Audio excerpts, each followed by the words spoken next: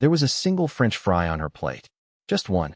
Perfectly golden, untouched, placed precisely at an angle that felt staged. She'd eaten the rest. I watched her. I counted them, 24 fries, one by one, while pretending to scroll through news about wildfires in states we didn't live in. And yet, that last fry remained. Like it was waiting for something. She kept glancing at the entrance. Not checking the time, not adjusting her hair, just looking. Every time the door chimed, her shoulders shifted, subtle, soft. Like a reflex she wasn't even aware of. That's when I knew. Not suspected. Knew. Because no one stares at the door like that unless they're hoping someone else walks through it. And then, right as I reached for my water, it happened. The door chimed.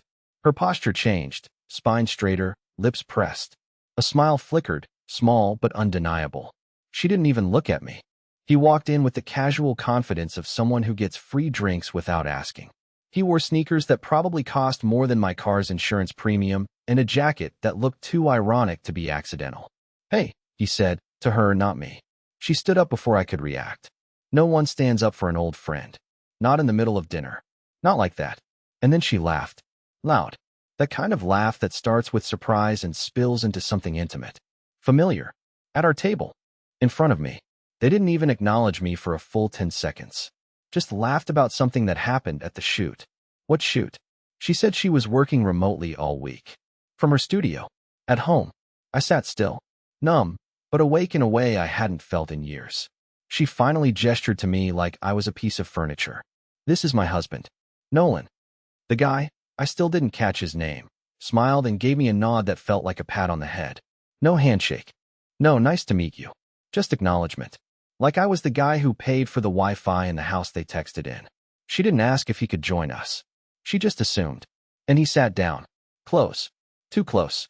I should have flipped the table. I should have caused a scene. But I didn't. Instead, I stared at that last French fry. And then I reached into my wallet, slid my card to the edge of the table, and said, "You two enjoy." I stood up. My knees cracked, from sitting too long, or maybe from carrying 8 years of invisible weight. I didn't say goodbye. I didn't even look back. But just before I stepped out the door, I heard her say my name like a question. "Nolan." I didn't answer. Because that's not who I was anymore. Not to her. Not after that laugh. By the time I reached the parking garage, my hands were trembling, not with rage. That would have been easier, but with the kind of confusion that feels like vertigo in your stomach. I wasn't sure what just happened, but I was absolutely certain that whatever it was, I wasn't meant to see it unfold so clearly. Not like that. Not with her laughing like I wasn't sitting 12 inches away, like I was already gone. I didn't go home right away. Instead, I sat in my car, engine off, seatbelt still on, staring at the dashboard like it owed me an explanation. I must have sat there for 30, maybe 40 minutes. The ticket stub from the restaurant was still in my coat pocket. Paid. Settled. Like I had just completed a transaction instead of walking out on the ruins of my marriage. When I finally pulled into our driveway, the house looked different. Same porch light. Same tulip-shaped wind chime she insisted on hanging even though it never made a sound. But it all looked off. Like the house knew something I didn't. Like it had been holding its breath. I opened the door. Quiet. No TV on. No music. Just the tick of the wall clock in the kitchen. And the shoes. They weren't mine. Not in the usual spot either. Just slightly off-kilter by the hallway bench. Dark brown suede. Still damp from the rain. His? Maybe. Probably. Definitely. I stood there staring at them, like they might suddenly get up and walk out on their own. Her voice came from upstairs, soft and careless. "You're back early." No explanation. No guilt. Just a comment, like I'd returned from the grocery store and forgotten the milk. I didn't respond. I walked down the hallway, past the shoes, past the framed photo of us at Lake Crescent. The one she made me retake 3 times because her smile looked forced. That same smile now haunted me. Because I realized it had been forced for a while. I just hadn't been watching closely enough. When I reached the foot of the stairs, I stopped. I could hear her moving around in the bedroom. Hangers scraping. Drawers sliding open. Light steps back and forth. She wasn't in a rush. That disturbed me more than anything. The calm. The control. I turned around. I didn't go upstairs. I didn't ask whose shoes those were. I didn't ask about Declan. I didn't ask why she never mentioned the shoot. Instead, I went into the laundry room, opened the dryer, and started folding towels. It sounds pathetic. It was pathetic. But in that moment, it felt like the only thing I could do to keep from shattering. Fold. Stack. Fold again. Control something. Anything. 20 minutes later, she came downstairs. Fresh clothes. Hair in a ponytail. No makeup. No trace of the woman who had laughed so easily across from me just an hour earlier. She looked normal, like a Wednesday night version of herself. "Thanks for dinner," she said, grabbing her phone off the counter like it was any other night. "You okay?" I looked up, met her eyes, and for the first time in 8 years, I didn't recognize her. Not even a little. I didn't sleep that night. Not even a little. I lay in bed, next to a woman I no longer recognized, listening to her breath rise and fall like everything was fine. I studied the ceiling fan. I memorized its rhythm. One blade had a faint chip at the end. How had I never noticed that before? She slept so easily. No tension. No twitching. No tossing. I watched her chest rise with every inhale and thought about how effortlessly she seemed to disappear inside herself, like guilt didn't know her address. By 4:40 a.m., I gave up pretending. I slipped out of bed, crept into the hallway, and stood in the dark like a ghost that hadn't figured out where to haunt yet. I didn't even know what I was doing. I wasn't ready to confront her, wasn't brave enough to walk into the room and say, "Who is he?" But I couldn't sit in that fog of doubt any longer. I needed to know. Needed something real, something tangible to grab hold of, even if it hurt. Her laptop was downstairs. She never locked it. Not out of trust, just laziness. But even if she had changed it, her passwords had always been the same rotation. Her college mascot, her birth year, or some variation of my name, which now felt like a sick joke. I opened it, heart thudding in my throat. It chimed to life. No password screen, just her desktop, cluttered with files labeled draft_final, invoice_real final, and weird ones like Birdsong Mix 1, MP3. Normal stuff. Familiar. Until I opened her browser. She had dozens of tabs open. Most were the usual: Pinterest, Google Docs, Spotify, a recipe for lentil stew. But one tab near the end made my spine stiffen. A Dropbox link. It was titled retouch_session_Declan_V3. I clicked it. Photos loaded slowly. Too slowly. My hand was shaking on the trackpad. The first image was innocent enough. Him standing in front of a chalkboard wall, holding a smoothie, looking like an off-brand lifestyle guru. But then came the next. And the next. They were studio shots. Her watermark was on each one. Declan sitting on a couch, leaning back with his arms wide. Declan laughing while looking away from the camera. Declan looking directly at the lens, smiling like he knew exactly who was behind it. But it wasn't the pictures that destroyed me. It was the captions she'd written in the export folder's metadata. She always left little notes for herself. God, this one makes my stomach flip. This is the look I told him about. He laughed right after I said that thing. His real laugh. I felt sick. Not because of what it confirmed, but because of how tender it was. How quiet and real. Not scandalous. Not dirty. Just emotional. And emotional cheating is somehow worse, isn't it? Because sex is an act. But sharing your inside jokes, your favorite light angles, your laughter, that's intimacy. That's betrayal with a smile. I sat there, staring at those thumbnails, unable to cry. Not yet. Instead, I felt something far worse. Clarity. Sharp, cold, cutting clarity. She hadn't just laughed at dinner. She'd been laughing without me for months. It started the next day. The talking, I mean. Not out loud at first, more like inner narration. I was alone in the kitchen making coffee, and I caught myself whispering under my breath, "Don't check her messages. Don't be that guy." And then I laughed. Quietly. Bitterly. Because I already was that guy. Had been since the second I clicked on that Dropbox folder. There's no moral high ground once you're reading metadata on another man's photographs. She was in the shower. I heard the pipes groan, the water hitting tile. That gave me 11, maybe 12 minutes. I moved fast. I opened her phone. It was Face ID protected, but she left it on the kitchen counter angled upward. I held it to her sleeping face once, days earlier, while pretending to grab my wallet. It worked. I felt sick about it then. Now, not even a flicker of guilt. She used an app I'd never seen before. Not iMessage. Not WhatsApp. Something called Nestle. Some boutique messaging platform that looked too sleek to be innocent. I scrolled. Nothing labeled Declan, of course. She wasn't that careless. But there was someone saved as LD, and the thread had been muted. I tapped it, and there it was.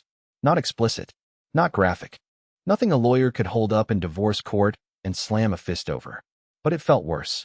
It was poetry, emotion, stupid little messages that bled with subtext. LD, did you get the audio I sent you?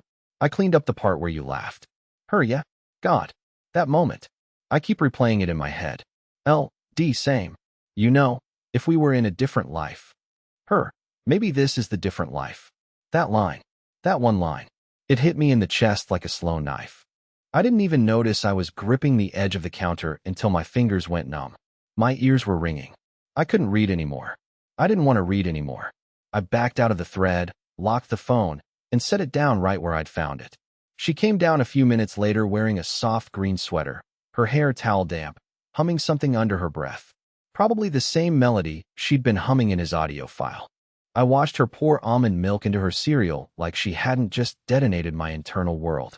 She smiled at me, kissed my cheek, asked if I wanted toast. I said no, but in my head, I was talking again, louder now, full sentences. This is what it feels like to live with a stranger. That night, I started taking notes. Nothing dramatic, nothing that would scream unhinged, just small things. A voice memo saved in a locked folder on my phone.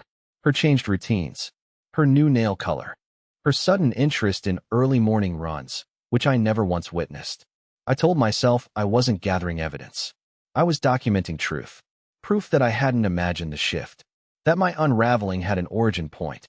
The next day, I did something worse. I followed her. I waited until she left for yoga, then tracked her car in real time using an old family sharing app she forgot I still had access to. She parked 22 minutes away, not at a gym, not at a yoga studio, at a residential cul-de-sac with high hedges and neat little mailboxes. I drove there. I parked 2 blocks away.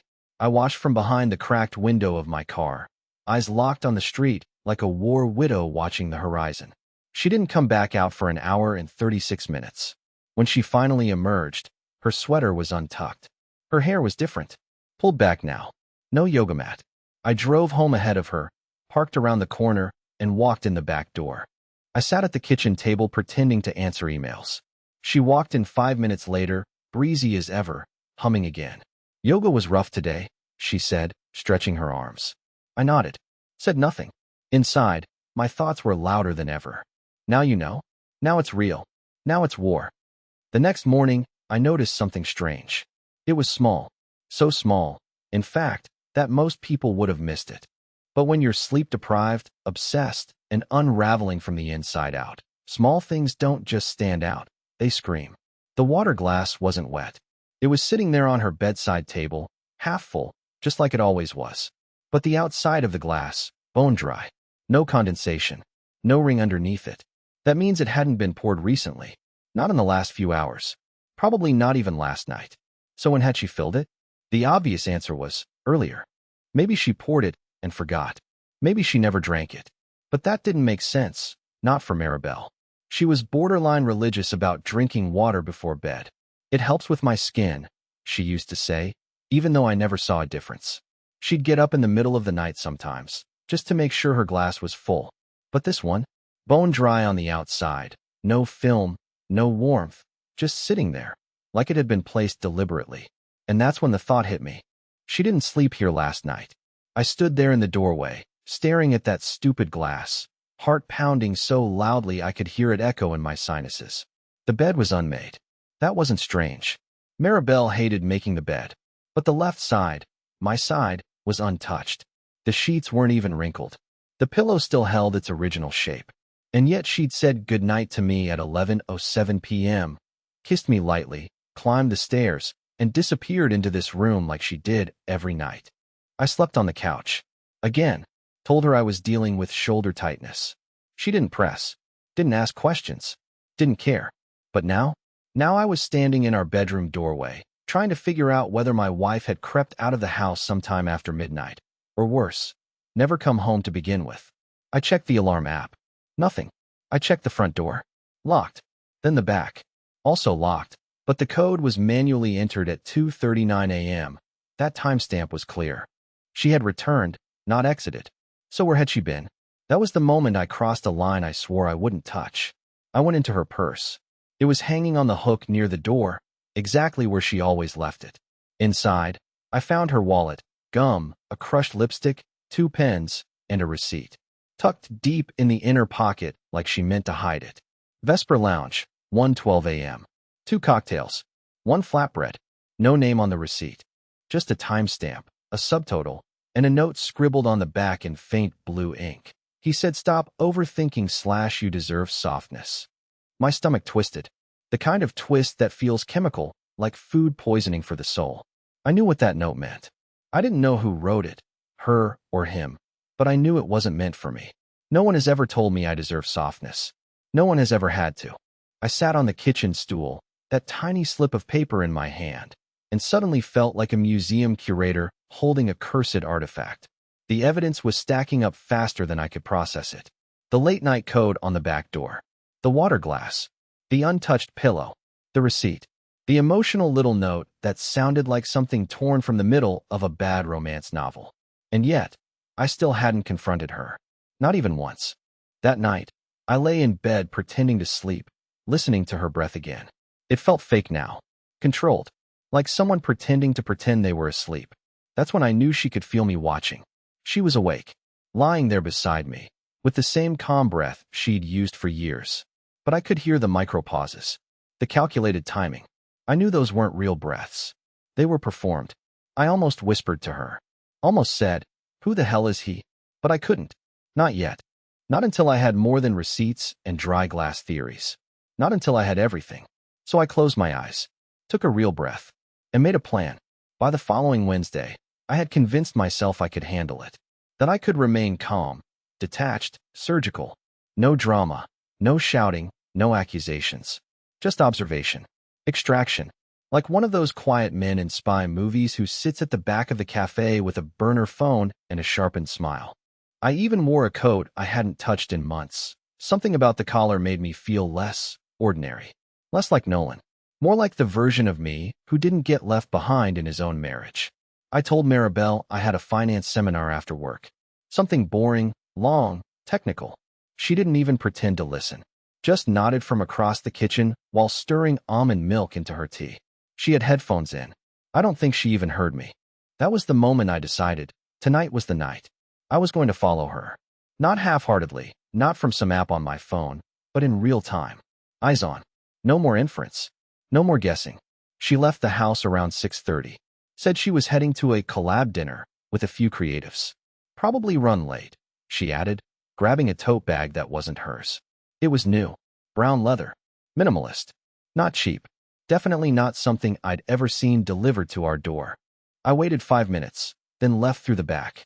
My car was already parked on the side street, out of camera view. I trailed her with the lights off for half the drive, switching lanes every few blocks like I'd read in online guides for private investigators. My heart was racing. I kept telling myself I was crazy, paranoid, turning into the very thing I always hated. But somewhere deep in my gut, I also knew I wasn't wrong. I was just late to the truth. She parked outside a small boutique hotel near the edge of the city. Not seedy, not glamorous. Just neutral. Forgettable. The kind of place with clean hallways and too many beige walls. She didn't hesitate.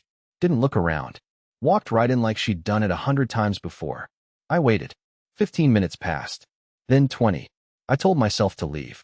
That seeing her enter was enough. That I didn't need to know what happened in there. But I stayed. Of course I did. At exactly 7:18 p.m., I got out of the car and walked inside. I had no plan. No name to ask for. No lie to sell. So I didn't lie. I walked up to the desk and said I was meeting someone. Couldn't remember the room number, but I thought maybe it was under Declan. The woman at the desk barely blinked. Tapped a few keys, then gave me a smile that felt too indifferent. "I'm sorry, sir. No one by that name checked in today." That threw me. No Declan. I thanked her and walked out, confused.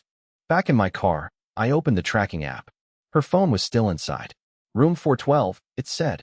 The app couldn't be that specific, but I had once linked it to her calendar permissions, which often auto-synced hotel bookings. That night, it did. Room 412. I waited another 10 minutes. Then I made the call. Not to her, to the hotel. I said I was from Venue Logistics, and that there was a delivery error involving some promotional items for room 412. It was a stupid plan, cobbled together in seconds. But the clerk didn't challenge it. She simply asked if I wanted her to ring the room. I said yes. The phone rang once, then twice. Then a man picked up. I didn't recognize the voice. It was low, smooth, but tired. I panicked, hung up. My breath caught in my throat. My hands were ice. I didn't expect him to sound like that. I don't know what I expected. Something smug, arrogant, but his voice wasn't like that. It was calm, soft, like someone used to being trusted. I sat in the car, staring at the hotel sign glowing dimly in the dark. I had confirmation. A man answered her hotel room phone, while she was supposed to be at dinner, with creatives, using a tote bag I'd never seen. But it still wasn't enough. I needed to see him, not just hear him, not just guess. I needed to look him in the eye, and I needed him to know, without me saying a word, that I was there, that I saw. I didn't decide to go up until the third cab ride left the hotel. I'd been watching through the windshield for over an hour, hands gripped to the steering wheel like it was the only thing anchoring me to the world. At one point, I counted how many times the front door opened without it being her. 7. 7 separate people came and went, couples, business travelers, a man carrying pizza, but none of them were her, or him. Until finally, just after 8:30, I saw it. The elevator doors on the second floor opened behind a glass panel near the stairwell. I caught the movement, 2 figures stepping out. I couldn't make out their faces, not clearly, but I recognized her coat. That long brown one with the cinched waist she only wore on cold date nights. She walked ahead of him by half a step. He carried nothing, not a bag, not a phone, not even a wallet. Just one hand in his pocket, the other brushing her back lightly as they made their way toward the lobby exit. And then they were gone. I waited 5 minutes, maybe 6, until the lobby cleared again and my heart finally stopped beating out of sync. Then I opened the car door, stepped into the chilled air, and walked across the parking lot like I'd done it before. Inside, the lobby was quiet. The desk attendant had changed, a different girl now, younger, distracted by her phone. I didn't need her. I knew the room. I knew the floor. I didn't plan to knock. I didn't even plan to enter.